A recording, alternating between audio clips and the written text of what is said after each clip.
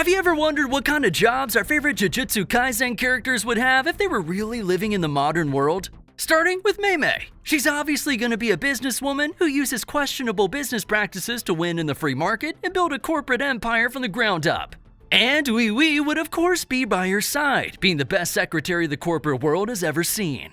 Next is Gakuganji, the legendary electric guitarist. Imagine he forms a music band with Whitebeard from One Piece and Netero from Hunter x Hunter. No hands, just vibes. Of course, their band name would be Old Direction, or maybe Old But Gold. And their music would be so iconic, it would replace Bink's Sake in One Piece. You keep listening to it until your hair turns white. Yep, Gakuganji, Whitebeard, and Netero are gonna be rock and roll baddies and become music icons in the industry. Moving on, there's Hakari Kinji, and I'd say he'd be a reality show contestant. Just imagine that he ends up on the streets after losing enough times in pachinko. He'd ultimately have to rely on his luck to get out, and he'd do it by participating in a reality show just like Squid Game or The 8 Show. He'd quickly become the global fan favorite because he'd get himself stuck in the worst situations possible, and each time it seems like he'd get eliminated, he would make it out on top. Yaga, on the other hand, would be living the dream as a professional artist who creates custom dolls for people who appreciate this kind of stuff. He'd make YouTube shorts and TikToks about his process and get millions of views. So please, whatever.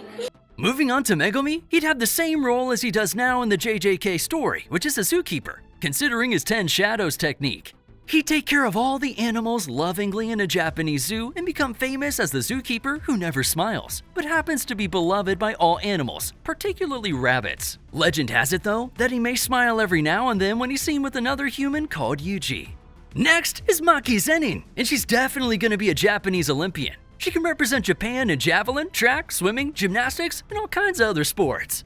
Unfortunately, the Olympics committee will have to ban her because no way are they going to allow a single candidate to win all the gold medals. Coming up, we got Toto.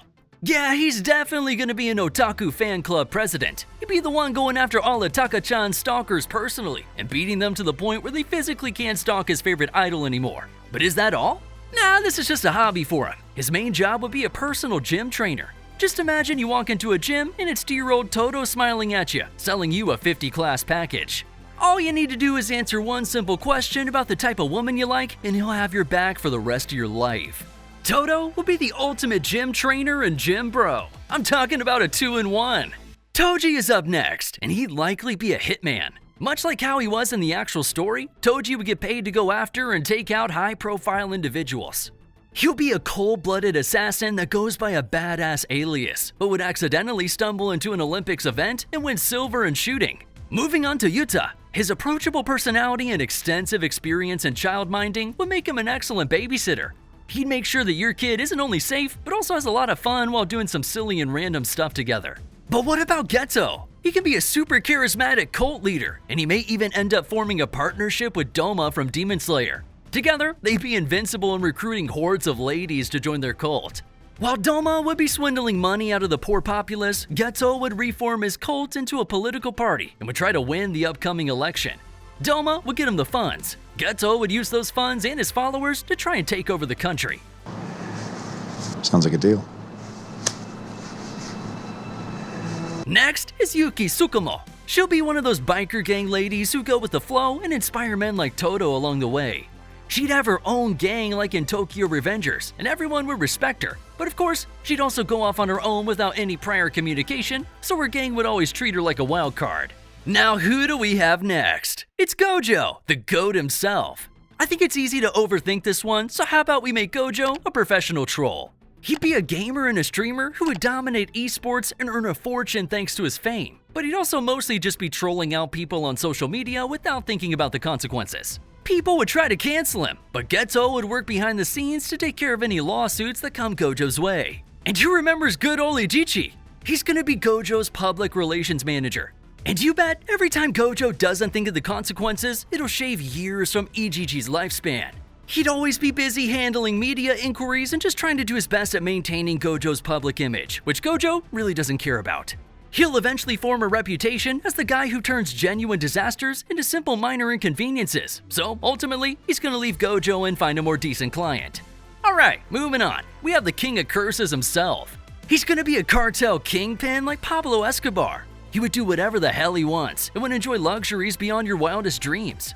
If we're talking about power and influence, he'd have more than his country's own president. I mean, remember all the conspiracy theories on how some unknown rich guy secretly controls the world? That'd be Sukuna. And guess what? Everyone would know about it. Of course, after Sukuna, we've got our boy Yuji, and he'd be the stunt double guy who does all the crazy stunts in action movies. If the director wants him to jump off buildings and still land on his feet, he'll do exactly that. Another reason why this would be an awesome job for Yuji is because he may even end up meeting Jennifer Lawrence at one of his Hollywood movie jobs. What happened? I won. And then there's Shoko. This lady will be a forensic pathologist who examines bodies of the deceased to help law enforcement in solving murder-related crimes. She'd take it very seriously. I mean, her lab will be spotless except for the occasional coffee ring on her desk. After Shoko, let's talk about Junpei. He'll be a professional film critic who tears popular movies apart just for his next paycheck. He'll write in-depth reviews, break down films, and earn a reputation as the kind of guy who influences both audiences and filmmakers. Junpei's articles will become commonplace in major publications. Next is Choso. He'll establish a blood donation center where he'd ensure both a steady supply of donations and would also make sure that the donated blood actually goes to those who need it. All of this would be a non-profit, and he'd work a part-time job in the evening to make ends meet. He'd also always make sure to watch every movie that features Yuji stunts.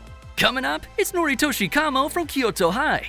He'll open one of those traditional tea cafes where you go exclusively to detox and relax. It'll be expensive, but Noritoshi will make sure that you only get the finest and the most traditional teas possible. He's eventually going to make appearances on TV, but he'd decline every time someone wants to open a franchise because he doesn't want people destroying the name he's built through his patience and hard work. Next is Kokichi Muta, also from Kyoto High. He could be a cybersecurity expert. He'd be every hacker's worst nightmare. Miwa, on the other hand, would work as a barista. She'd make your favorite coffee and just straight up brighten your day. Muta would always make sure to pay a visit to the cafe before her shift ends. There's also Utahime. Uta means music, plus she's also a teacher, so how about making her a vocal coach that nurtures musical talent? She would always confiscate students' phones whenever she sees that they set their phone backgrounds as celebrities like Gojo. She's always giving her students a lecture on why they shouldn't get influenced by a guy like him. Let's go over a few more characters. Momo can be an aerospace engineer, and Mai would marry a rich athlete or celebrity.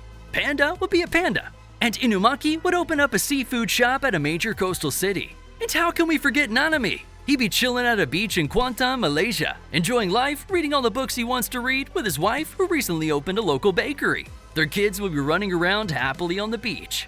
Do you agree with these? If you enjoyed this video, I also gave all Demon Slayer characters modern day jobs here.